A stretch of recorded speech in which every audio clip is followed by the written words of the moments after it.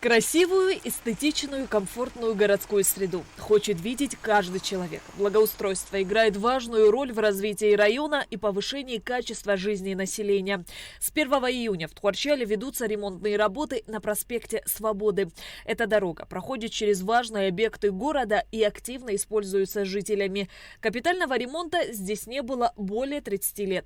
На первом этапе реконструкция предусматривает демонтаж старого и установку нового бордюрного камня. По проспекту Свободы идет установка бордюр под асфальт. Подготовительные работы под асфальт. Асфальт идет с верхнего водопада, продолжение. И они будут за нами идти. Вместе мы должны закончить где-то в конце сентября. Наверное, чуть пораньше будет у нас, где-то если погодные условия нам позволят. Где-то в конце августа мы планируем закончить и асфальт, и бордюры. Общая протяженность новых бордюров 2350 метров. Ремонтируемый участок имеет длину 1250 метров и ширину 12 метров. На замену бордюрного камня из местного бюджета было выделено 6 миллионов 427 тысяч рублей. Следующим этапом будет укладка асфальта. Очень, в плохом состоянии было и давно ожидали, планировали, каждый год не получалось.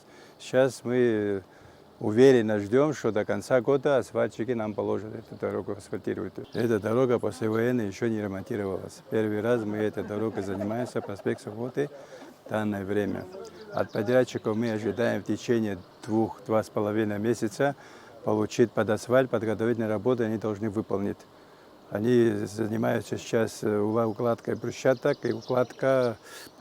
и бордюр, установка бордюрами. Они закончат, после этого асфальтчики придут, это уже другие подрядчики, они асфальт будут укладывать от Лашкендара до больницы. Хорошие дороги и наличие бордюров – это не только красота, но и безопасность. В первую очередь для всех участников движения.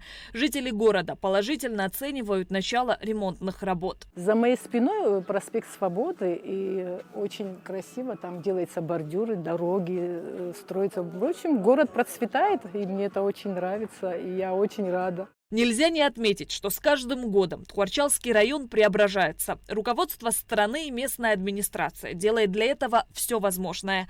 И это очень радует жителей и гостей района.